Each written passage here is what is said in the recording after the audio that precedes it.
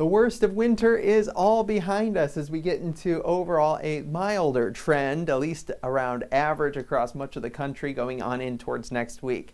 Now remember that big time nor'easter that was supposed to blanket New York City and Boston with 20 inches of snow?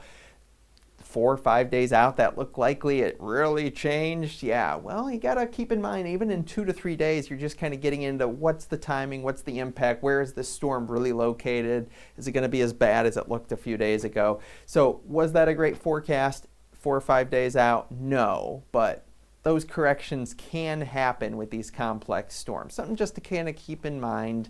No big deal out there. Meteorologist Brian Ivy here with you for your Snowplow News Norcast weather videos. This moves off towards the northeast into your first half of the day Thursday. We'll get a little bit of lake effect back behind it. Quick injection of some colder air with this Clipper system sliding across portions of the northern Great Lakes, across Montreal into Buffalo. And again, a little lake effect back behind it. A shot of colder air. High pressure into the middle of the country breaks apart. We'll start to see a more active pattern develop with some showers and thunderstorms.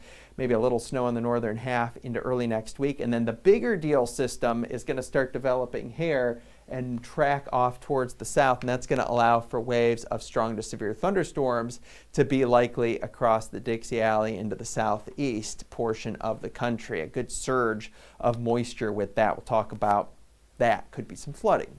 Snowfall is not going to be super impressive for I-69, I-90 corridor and south. I mean, we're talking maybe spots of a couple inches, but to the north, into northern Michigan, into Ontario, into Quebec, different story where you could see several inches over the next week. And then notice here up into Wisconsin, northern Minnesota, a few to several inches possible, but not really much south.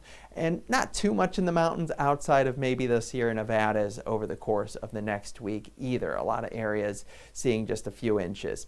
The milder weather continues to push across the Mexican Plateau into the southwest and across the plains as well. We will see colder weather push on in to the north across the weekend. Montreal even at times below zero.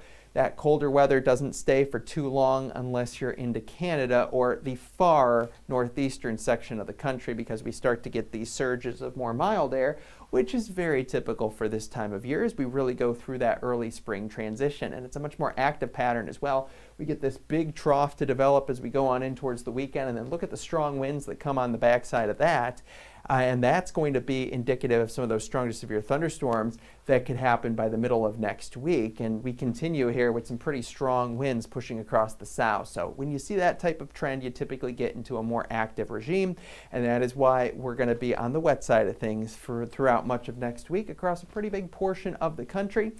A widespread area of 1/4 to 1/2 inch amounts of rain, but really you get a widespread area of 1 inch plus across south, across the Tennessee Valley, a couple inches into the Ohio Valley, Great Lakes, and even into the Northeast as well. Your Norcast weather update.